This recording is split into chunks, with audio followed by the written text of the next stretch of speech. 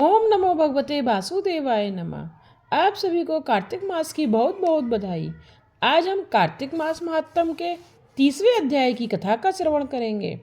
सूत जी कहते हैं, बड़े मनोयोग पूर्वक नारद जी से ये कथाएं महाराजा प्रथु सुन रहे थे। नवमी की कथा सुनने के बाद महाराजा प्रथु ने नारद जी से कहा, हे देवऋषि, भीष्म पंचक व्रत जो कि भगवान को अत्यंत प्रिय है, किस कारण प्रसिद्ध हुआ, मेरी यह जानने की प्रबल इच्छा है। नारद जी ने कहा, हे राजन, यह व्रत अनादिकाल से था, परंतु बीच में लुप्त हो गया। दोबारा यह कब और कैसे प्रारंभ हुआ, इसकी कथा सुनो। इस युग में भगवान श्री कृष्ण ने भीष्म पितामह को यह व्रत बताया था और उन्होंने ही सर्वप्रथम इसे किया था। इसी कारण यह व्रत भीष्म पंचक के नाम से प्रसिद्ध हुआ। हे राजा प्रथु, महाभारत युद्ध से पहले पांडवों की ओर से जब भगवान श्री कृष्ण कौरवों को समझाने के लिए गए, तब सर्वप्रथम वह विदुर जी के पास गए। विदुर जी ने उनका अत्यंत आदर सत्कार किया। तत्पश्चात श्री कृष्ण जी भीष्म के पास गए। वहां जाकर कुशल क्षेम के बाद श्री कृष्ण जी ने अपने आने का संपूर्ण वृतांत भीष्म जी को सुनाया। तब भीष्म जी कहने लगे, भगवान, तीनों लोकों के स्वामी होते हुए भी आप केवल पांडवों की ओर से ही दूत बनकर क्यों आए हैं? तब पांडवों के प्रति आपका इतना प्रेम होने का क्या कारण है?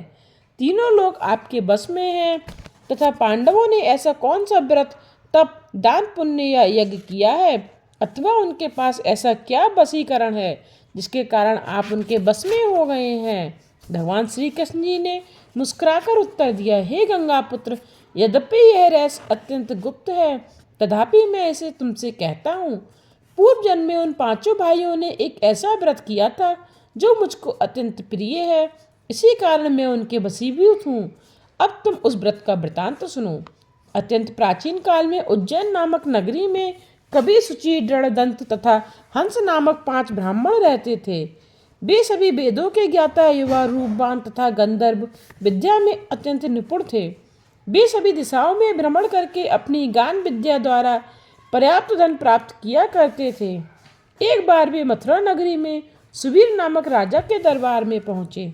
संगीत कला में निपुण होने के कारण उन्होंने राजसभा में इसका प्रदर्शन करने की इच्छा प्रकट की। वे 4 दिन उपवास तथा परम पवित्र यमुना जी में स्नान करते रहे। फिर उन्होंने किसी से राजा का संपूर्ण वृतांत पूछा। उसने बताया कि राजा की कादम्बरी नामक अत्यंत सुंदर भोग पत्नी है। वह संगीत विद्या में निपुण, मधुर कंठी, नृत्य में अत्यंत प्रवीण, रूप, लावण्य तथा यौवन में अद्वितीय है। वह प्रतिदिन राजा के सम्मुख एकांत में नृत्य तथा गायन करती है।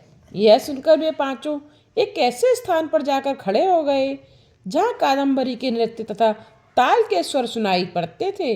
इसके बाद राजा के पास आने जाने वालों से कहने लगे, बड़े दुख की बात है कि आपके राजा के पास नृत्य कला जानने वाला कोई नहीं है।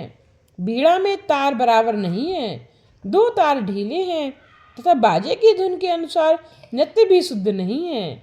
यह बात किसी ने राजा से जाकर कह दी। राजा ने जहाँ कादम्बरी का नृत्य हो रहा था, वहाँ उन पांचों को बुलवाया। वहाँ पहुंचकर उन्होंने राजा को आशीर्वाद दिया और राजा के निकट बैठ गए।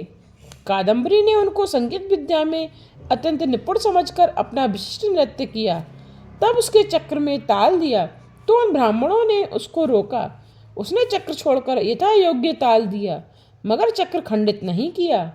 कादम्बरी के इस गुण और उसकी रूप माधुरी को देखकर पांचों उस पर मोहित हो गए।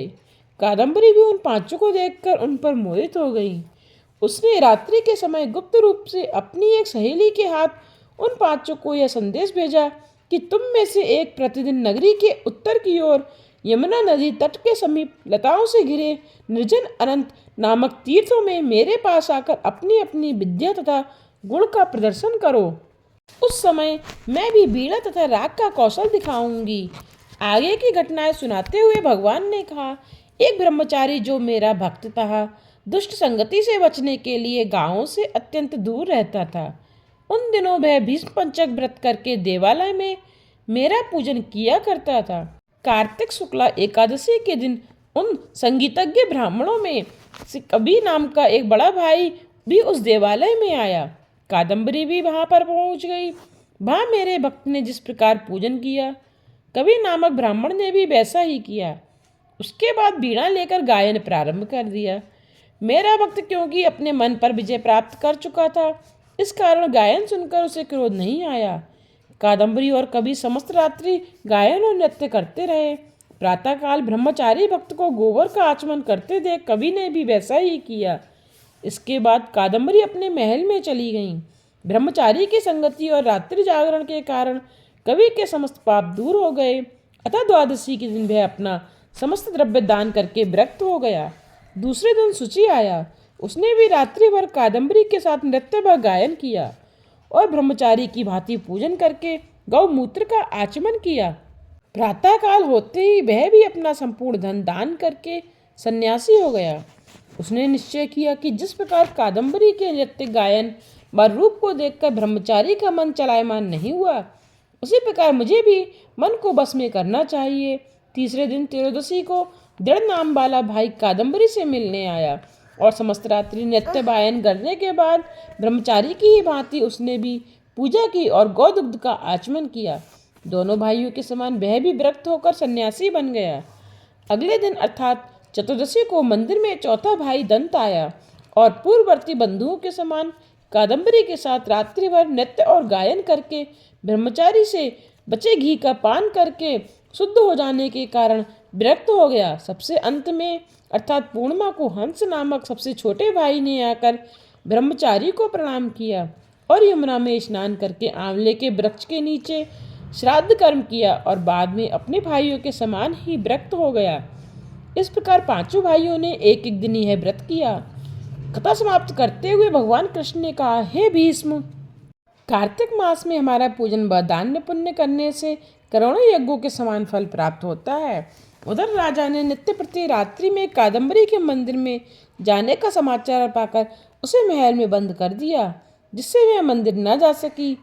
कार्तिक मास में हमारे सामने नित्य गायन करने के कारण ही भाई कादम्बरी अगले जन्म में द्रौपदी हुई। हंस नाम वाला ब्राह्मण आंवले के वृक्ष के नीचे श्राद्ध आदि करने से युधिष्ठिर हुआ।